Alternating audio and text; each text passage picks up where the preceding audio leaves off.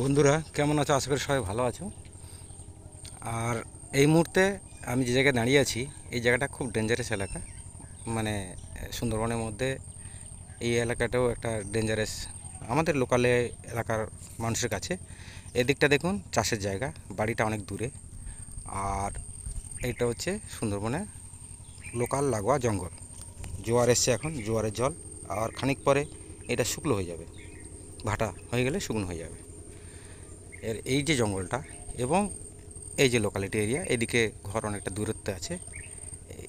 এই জঙ্গলটায় বাঘ any time থাকে, পেরিয়ে আসে, পেরিয়ে এসে এখানে স্টে করে। কারণ বাঘ নিস্তব্ধ, মানে শোরগোল কম হয় এমন জায়গা বেশি পছন্দ করে। লোকালিটিতে পেরিয়ে আসে, পেরিয়ে এসে এইসব জায়গায় থাকে, এইসব জায়গায় থাকে।